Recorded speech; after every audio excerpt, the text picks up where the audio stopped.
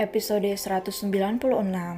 Saat sarapan, Marvel langsung membicarakannya pada trio kembarnya, dan apa yang Marvel katakan berhasil membuat ketiganya diam.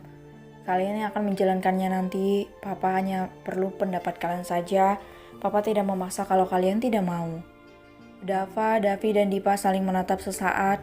Kekasih mereka berasal dari daerah yang berbeda dengan adat yang berbeda juga, dan mereka bertiga harus membicarakannya juga pada kekasih mereka dulu. Pas, sepertinya untuk itu kami perlu bicarakan dulu sama pasangan kami masing-masing. Kan kita tidak berasal dari daerah yang sama. Dapi bersuara merasa tidak bisa setuju begitu saja dengan saran tersebut. Marvel dan Laura tersenyum. Mereka berdua mengangguk kompak. Apa yang menurutnya Teddy juga Lina baik memang belum tentu baik bagi trio kembar itu dan pasangannya. Yana, bicarakan baik-baik ya. Iya, Pak. Angguk Dapa mewakili kedua saudara kembarnya. Trio kembar itu langsung membicarakannya pada pasangan mereka, Diva dan Charles, juga Davi dengan Kim, namun tidak dengan Dapa yang lebih memilih untuk berbicara pada kedua orang tua Clara langsung. Menurut kamu bagaimana? Kim melirik Davi yang terlihat sedang fokus menyetir. Kim menghela napas kemudian mengusap lembut puncak kepala putrinya. Memangnya saya sudah bilang setuju menikah dengan Tuan. Saya bahkan tidak menerima lamaran Tuan waktu itu. Dapi berdecak, Kim memang sangat keras kepala. Ayolah Kim, aku serius. Kita sudah sama-sama dewasa. Tolonglah jangan seperti anak kecil, kamu belajarlah buat mencintai aku. Memangnya Tuan mencintai saya? Lagi Dapi berdecak, apa aku perlu membuktikannya sekarang? Kim mengernyit. Membuktikan apa? Tanyanya yang malah kebingungan sendiri. Membuktikan kalau aku mencintai kamu? Kim diam. Selama ini Kim merasa Davi tidak benar-benar serius. Kim juga merasa hubungannya dengan Davi hanya sebuah lelucon saja meskipun memang Marvel dan Laura sudah datang dan secara resmi melamarnya. Tapi sikap Davi yang tengil dan menyebalkan membuat Kim tidak bisa yakin. Tuan, saya hanya sekretaris Tuan dan saya paham betul siapa saya. Tolong jangan seenaknya.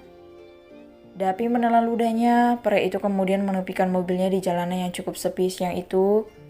Kim, aku tidak pernah main-main, katanya. Kim diam. Dapi pria yang baik, tapi Dapi sangat menyebalkan, dan Dapi tidak pernah sedikit pun terlihat serius dengan hubungan mereka yang berstatus sebagai tunangan. Dapi memang tidak dekat dengan wanita manapun selain Kim, tapi sikap Dapi membuat Kim ragu. Dapi meraih tangan Kim dan menggenggamnya lembut. Dengar baik-baik Kim, Nasya, Radisti, aku mencintai kamu. Aku siap menjadi suami dan daddy yang baik untuk kamu dan kasih. Kim menelan ludahnya. Dapi sedang mengatakan cinta padanya. Kim menatap Dapi yang menatapnya dengan sangat serius. Dan juga genggaman tangan besar pria itu sangat lembut dan membuat Kim merasa nyaman. Tapi, aku tidak menerima penolakan dari kamu, Kim. Aku tidak sedang meminta kamu setuju atau tidak menjadi istriku. Aku hanya ingin kamu tahu saja dan kamu harus tetap menikah denganku.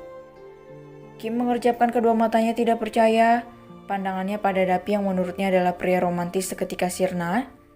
Tuan memaksa saya. Ya, aku memaksa kamu dan kamu harus mau. Tuan, tapi... Besok kita ke butik untuk fitting baju pengantin. Setelah Dapi yang benar-benar tidak ingin dibantah sedikit pun oleh Kim. Kim berdecak, wanita itu tidak bisa membayangkan akan seperti apa kehidupan pernikahannya nanti jika Dapi terus menjadi pria pemaksa. Di tempat lain, Dipa juga sedang membicarakan tentang rencana kedua orang tua juga oma dan opanya, dan Charles yang juga memiliki adat sendiri dari daerah tempatnya berasal, merasa tidak setuju dengan ide tersebut. Aku pikir lebih baik kita tunggu saja Dava dan Dapi menikah dulu. Di daerah orang tuaku berasal menikah secara bersamaan tidak boleh dilakukan, entah kenapa aku sendiri tidak tahu. Dipa mengangguk mengerti. Dipa tidak memaksa jika memang Charles keberatan. Toh papanya juga tidak menuntut untuk Charles dan keluarganya menerima ide tersebut. Baiklah, kalau memang begitu nanti biar aku bilang sama mama sama papa. Ya, nanti aku akan jelaskan juga sama om sama tante. Senyum Charles. Dipa menganggukkan kepalanya lagi. Dipa kemudian kembali menyantap spaghetti yang memang menjadi salah satu makanan favoritnya. Universitas mana yang bagus menurut kakak? Dapat tersenyum, semua universitas bagus menurutnya. Semuanya tergantung pada siapa yang memang serius belajar. Semuanya bagus kok, yang penting kitanya sendiri.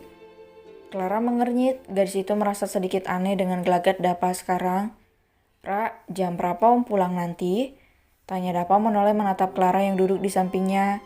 Saat ini mereka sedang dalam perjalanan menuju rumah Nana dan Indri setelah makan siang bersama.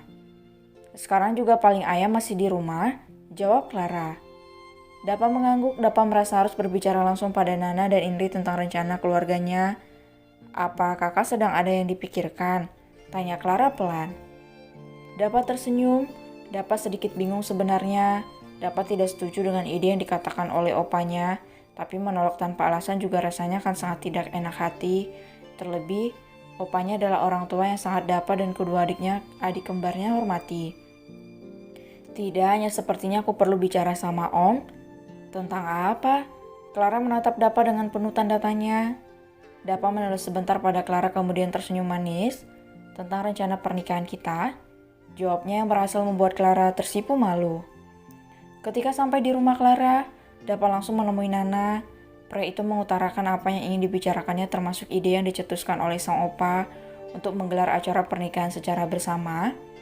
Begini nak Dava, Tante minta maaf sebelumnya. Tante adalah orang Jawa, jadi Tante gak setuju dengan ide yang Tuan tadi cetuskan.